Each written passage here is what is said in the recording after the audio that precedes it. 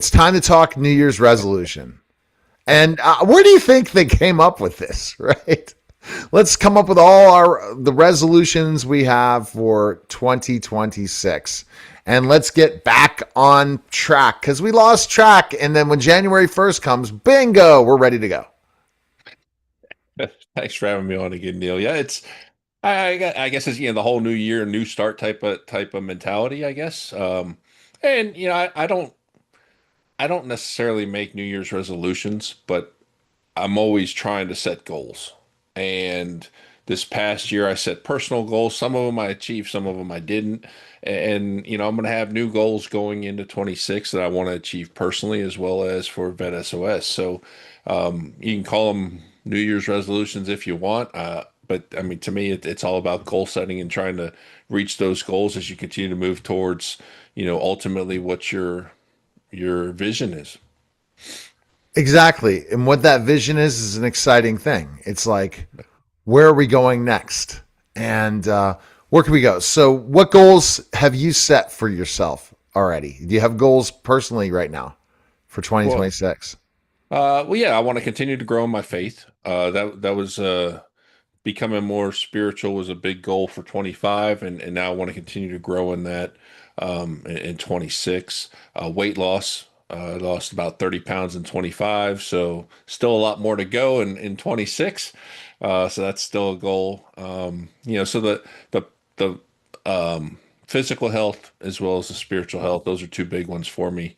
And then of course with Vet SOS, now that we have the nonprofit status, is really starting to build that out in 26, between shows that we're doing, guests we're bringing on, fundraising, grants, building the team out even more. Hopefully, hiring our first official team members, which it would be a great goal for us to achieve in 26. Exactly. What other goals have you set? Well, we want to, get the board, a high functioning board for Red SOS. We want to be able to, launch the new website. Um, I think that's about it right now. Yeah. It's Yeah, it's and setting those goals for yourself and say any other goals that you have for yourself, staying with them. And how do you keep track of them to see if did you write them down? So yeah, I have like running lists on my computer of different things that I'm working towards achieving. I think a big thing when it comes to goals in general is verbalizing them. Making sure that you tell people about your goals because then you're more likely to achieve them and be held accountable to try to achieve those goals. Rather than just keeping them internally. I'm going to accomplish this, this, and this, but you don't tell anybody. Nobody ever knows if you achieve them or not. So I've always been a big fan of trying to vocalize them and make sure that people can hold you accountable and say, "Hey, I thought you were going to do this. You're right. I lost track. Let me get back on track and do this." So I think it's all part of the process. Okay. And that's the thing. Keeping it, reviewing them on a regular basis is so important. Having that review and setting key performance indicators to see if you can reach those goals.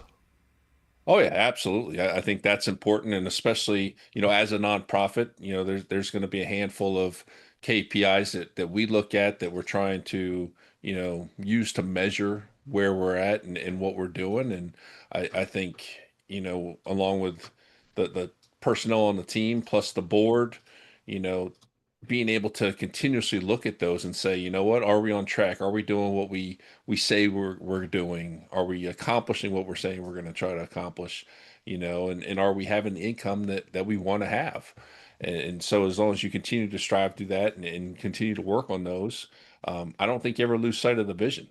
And as long as the vision's intact and people are striving to achieve that vision, you're going to be successful. And more than just successful, you're going to reach those goals. And I think make them attainable too. I Oh think yeah. you're making if you don't make it attainable, it's disappointing and have small goals before big goals. Right. And I think everything you have to weigh everything individually too. So like right now I've been going through social media and trying to figure, okay, what's the goals for the next year for social media? So taking a logical look at it, I see, what our growth was in 25.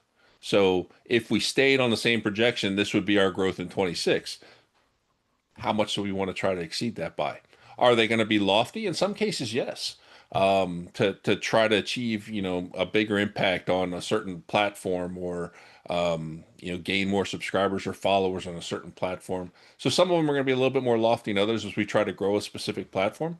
Um, but I think they're all still very obtainable and realistic, and but it's going to take work. It's not going to be something where you just sit back and just throw things out there into the interweb, as people say, and let it happen. So you're going to have to get after it and stay on it.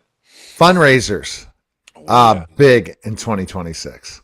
Oh yeah. I mean, for us, it's going to start with grants. Going after specific grants, especially startup type grants, and then we also have a I don't want to say campaign, but we sort of branded what we want to do as far as a standard fundraising type thing that we're going to do.